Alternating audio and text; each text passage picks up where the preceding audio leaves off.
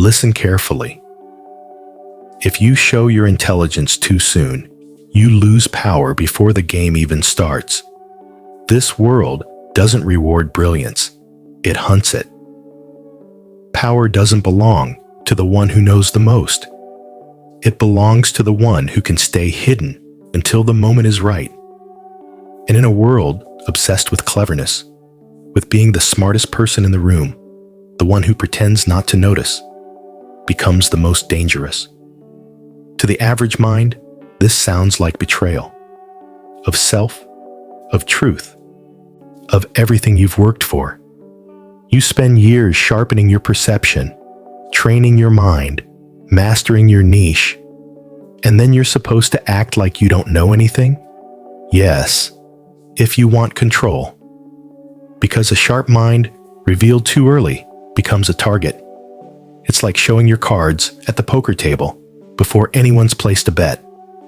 You don't gain respect. You gain competitors. You attract insecurity. You create silent enemies.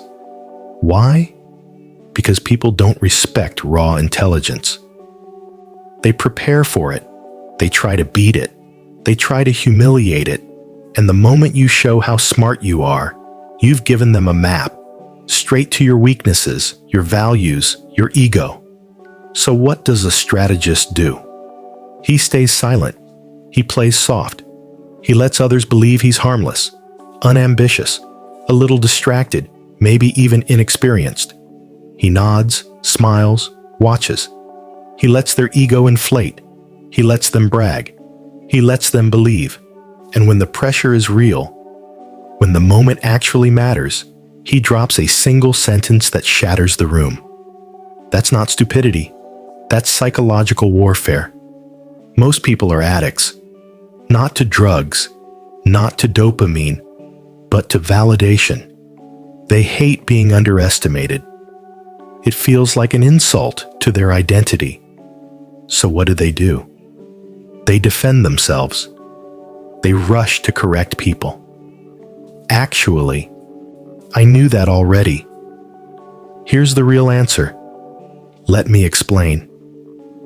But what they don't realize is that in trying to prove their intelligence, they've already given away their power.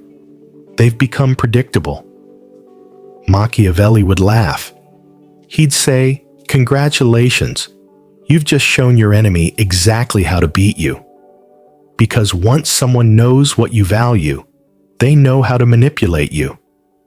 Once someone sees your pride, they know where to strike. And once you try to impress, you lose the mystery that made you powerful in the first place. Instead of dominating the room, you've become part of the furniture, background noise to someone else's strategy. A Machiavellian flips the script. He lets the world assume. Let them think he's naive. Let them think he's average. Let them believe he's drifting through life. While they assume, he observes. While they brag, he calculates. While they compete, he collects. There's a silence that only the strategic understand. It's not born from passivity. It's born from surgical restraint. It's the silence of a lion crouching in tall grass, not because it's afraid, but because it already knows when to pounce. Sun Tzu once said, "Appear weak when you are strong." Machiavelli took it even further. He said, "Make them feel like they control you. And the moment they relax, dismantle them from within." This works because of ego. Ego makes people sloppy. When they think they're the smartest in the room, they get loud. They reveal secrets. They expose their pride, their flaws, their urgency. And who's watching? The fool. The one they forgot. That's why this tactic is nuclear. It tricks your enemies into honesty. It invites your rivals to let down their guard. It dissolves tension, flattens power dynamics, and creates the perfect opening. Then, when the time comes, you say one thing, and the entire game flips. You've seen it happen. The man who's quiet in the meeting, barely speaks, until he delivers the one idea that ends the debate. The woman who pretends to be confused until she makes the decision that changes everything. The investor who seems unsure until the price drops and he buys out the entire room. That's not coincidence. That's selective display. It's not about hiding your intelligence. It's about timing it like a weapon, and the blade only cuts when the timing is right. This shows up everywhere. In business, in war, in friendships, in seduction. The man who says little in groups knows everything, because people tell him everything. Why? Because he doesn't interrupt. He doesn't threaten. He doesn't compete. So they let their guard down. They reveal things they shouldn't. And he watches. Machiavellians don't wear crowns. They wear masks. Masks of confusion, passivity, simplicity. Because they know this truth. People don't prepare for what they don't fear. You want to be feared? Start by being underestimated. Let them think you're soft. Let them explain things to you. Let them feel superior. Let them offer you trust like a gift. Let them come closer, thinking they've won. And then, in silence, turn the tables. Not with rage, not with noise, but with a single surgical pivot. A sentence, a refusal, a question that cuts directly into their weak point. And in that instant, they realize you weren't behind. You were baiting them. That's the difference between intelligence and strategic intelligence.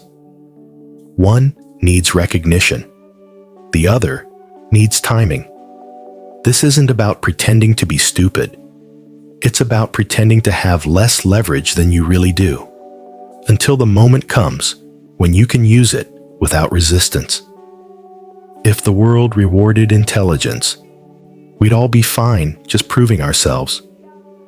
But the world doesn't reward the smartest. It rewards the most invisible until it's too late. And that's where most people lose, before the first move is even made. They're loud. They're eager. They want to be seen as clever.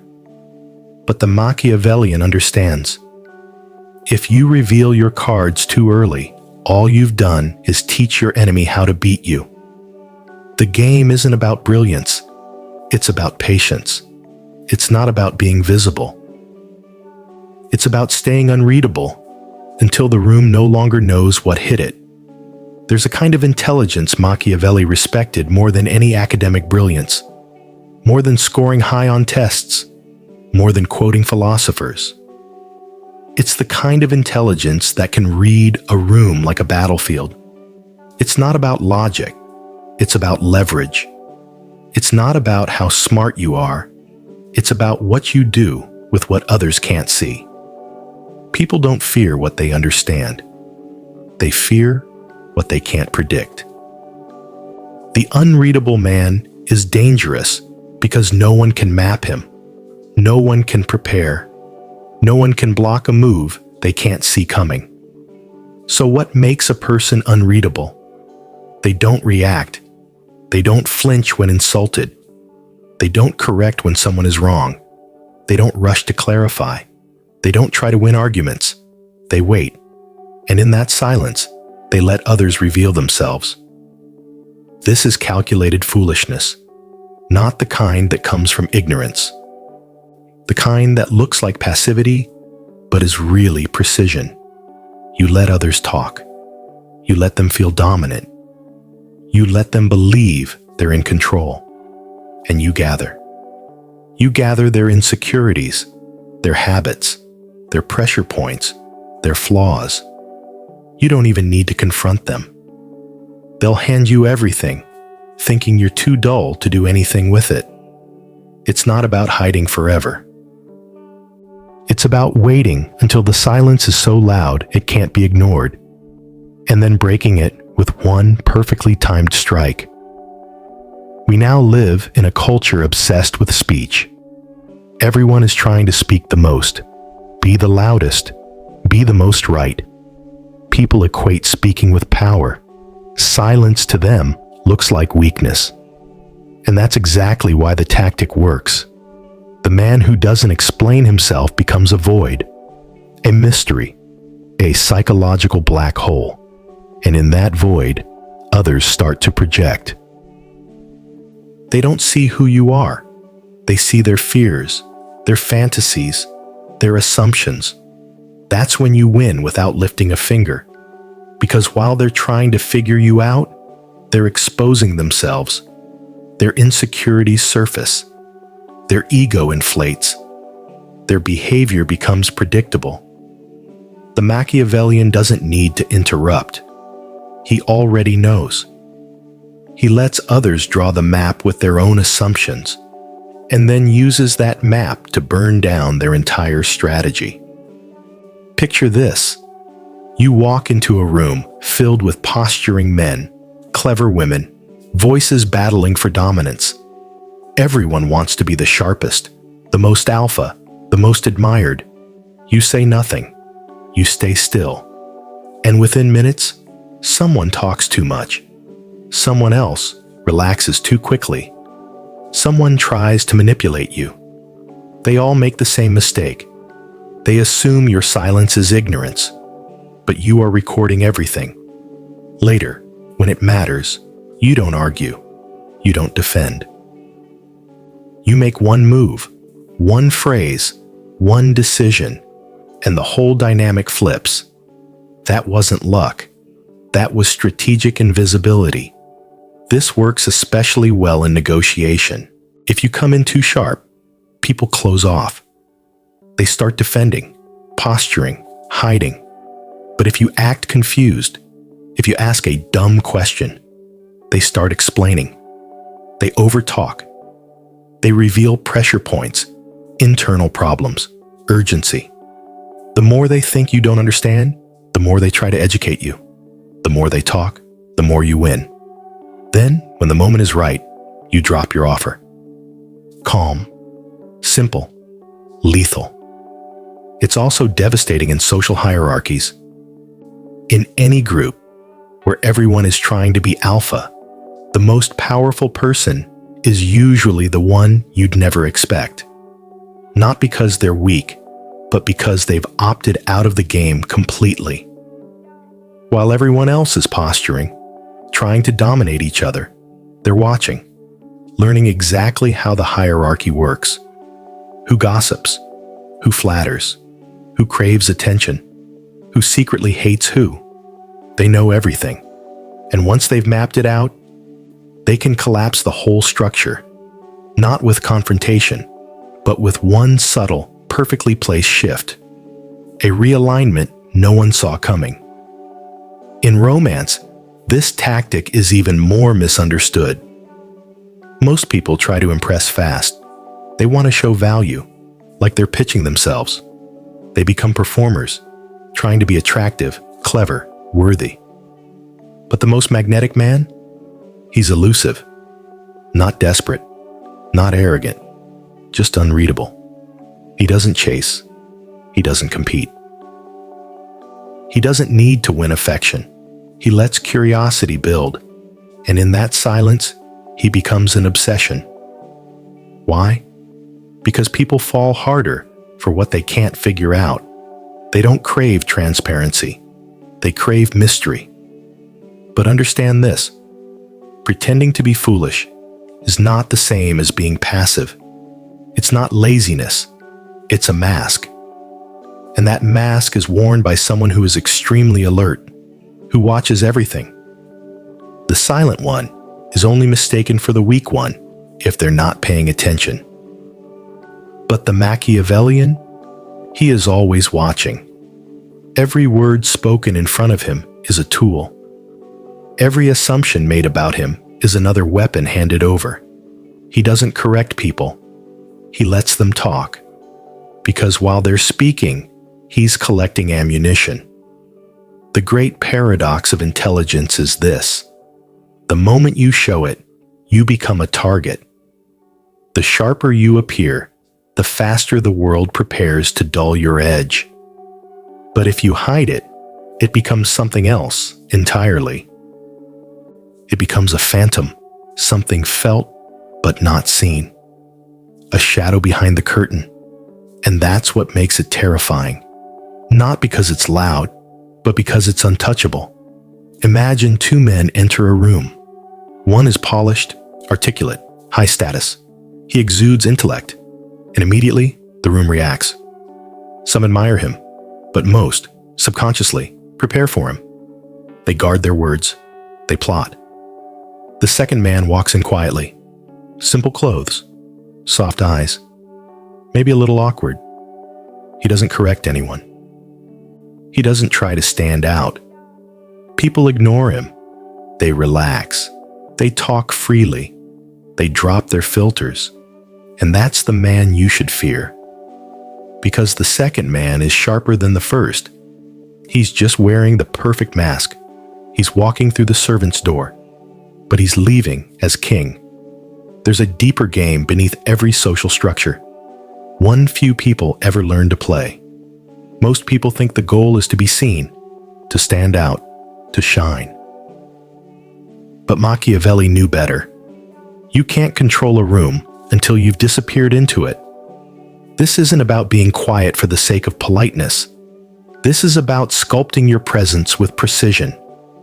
You don't just withhold your opinions, you design the silence.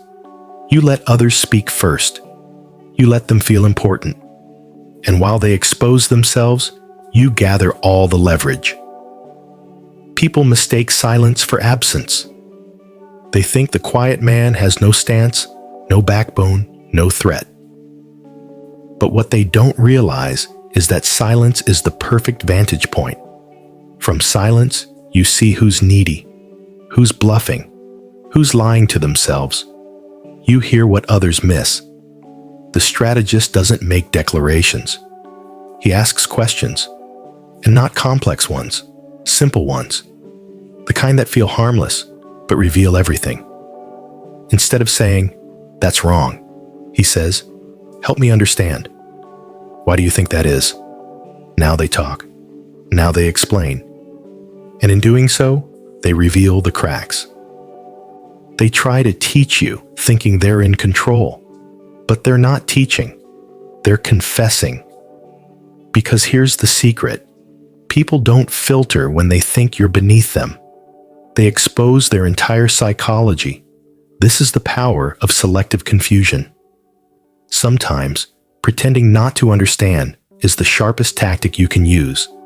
It makes them over-explain, over-clarify, over-share. And while they feel superior, you're collecting every insight, every weakness, every tell. They think you're learning from them, but in truth, you're dissecting them. This is why the Machiavellian doesn't interrupt. He doesn't compete to speak. He lets people talk themselves into traps. The less you say, the more others reveal. And the more you listen, the less they prepare for your next move. The real game isn't played by the one who speaks the most. It's played by the one who understands the room better than anyone else. Let them lead. Let them feel powerful. Let them guide the conversation. Then steer it with one gentle suggestion, a hesitation, a correction wrapped in a compliment. That's not passivity. That's invisible rule. Because leadership isn't always about commanding. Sometimes it's about maneuvering without being noticed. And that's the beauty of this approach. You don't have to be the loudest to be the most dangerous. In fact, the loudest man is usually the one with the least control. He needs to prove himself.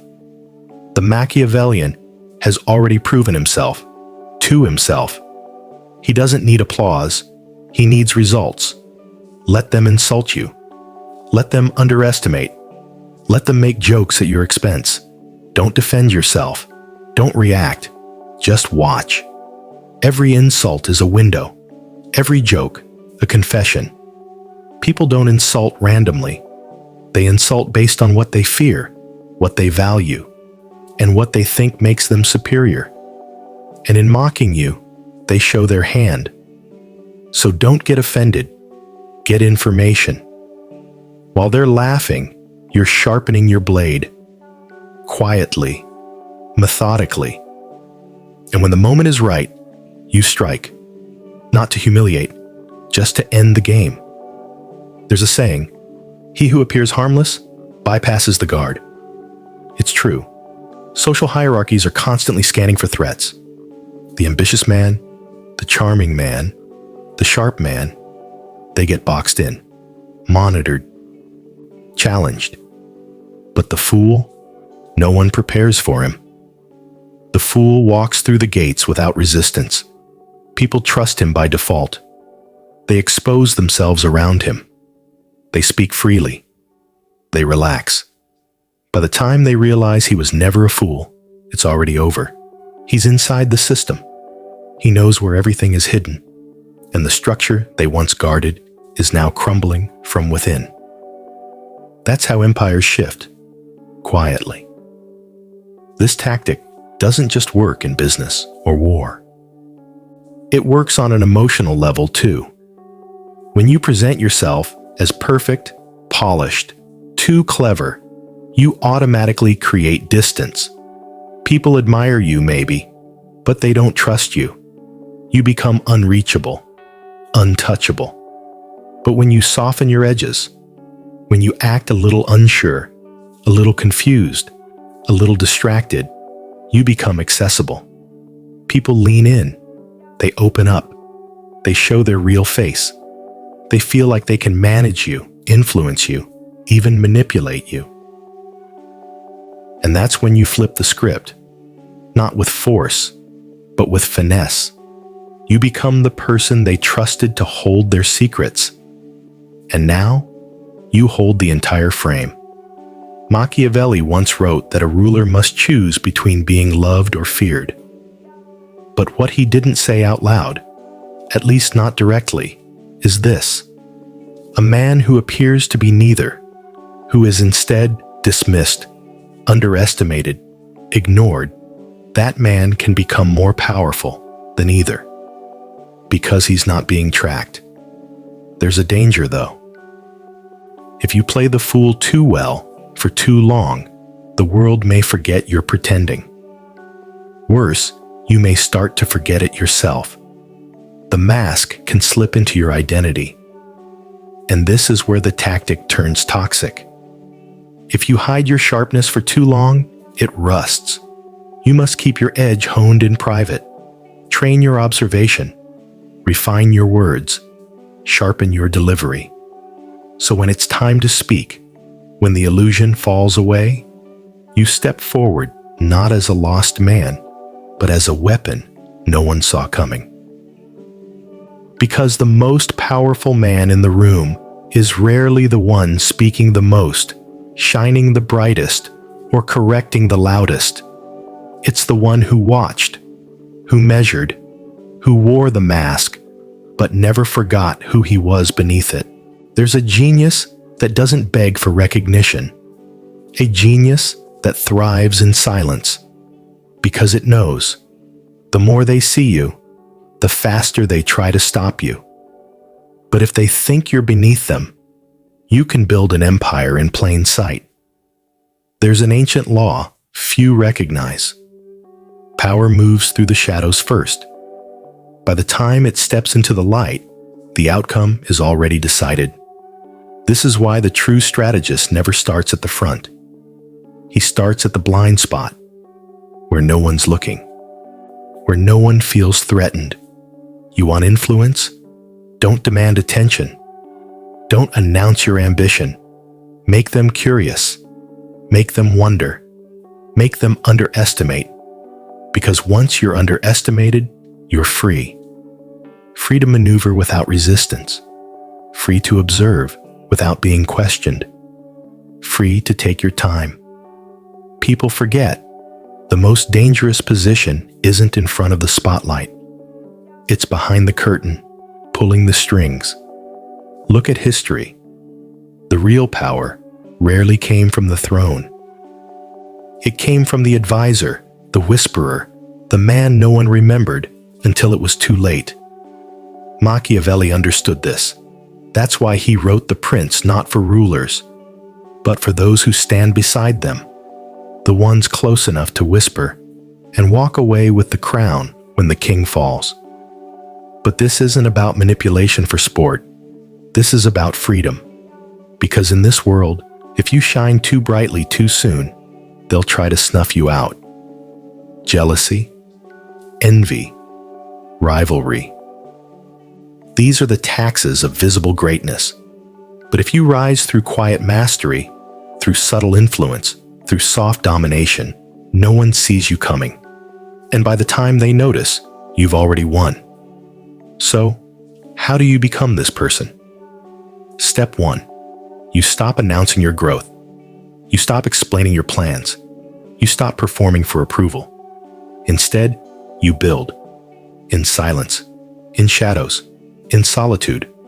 Because the deeper your roots grow underground, the stronger you rise when it's time to emerge. Step 2. You master the room, not by dominating it, but by decoding it. You learn to read micro-expressions. You listen for what people don't say. You study motives, patterns, fears. Most people are broadcasting their weaknesses constantly, but only the quiet mind can hear it. Step 3. You create a contrast. Publicly, you appear slow to speak, slow to judge. But when you do act with precision. Let your words land like iron. Let your silence build tension. Let your presence shift the atmosphere. People will feel it. They won't know why, but they will adjust to you. And that's the ultimate advantage. When others change their behavior in your presence without even realizing it. That's not charisma. That's command. It's what happens when your stillness becomes a source of pressure. But none of this works if your silence is rooted in fear. Silence is only powerful when it's chosen, when it's strategic, when it's full of awareness and intent. Otherwise, it's just passivity disguised as wisdom. So, you must train your inner world.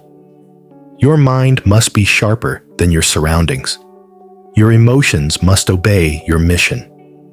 Your ego must kneel to your vision. Because if you can't govern yourself, no tactic will save you. The Machiavellian mindset isn't about pretending to be something you're not. It's about becoming something others never imagined you could be. It's about being 2 steps ahead, psychologically, emotionally, strategically. Not louder, just deeper. Not faster, just smarter. And when you master that balance, when you speak only when needed, when you move with purpose, not panic, people will start to feel something around you. They won't call it fear. They won't call it awe. They'll just know you're not to be underestimated. Because the man who understands silence understands control. And the man who controls himself can control anything.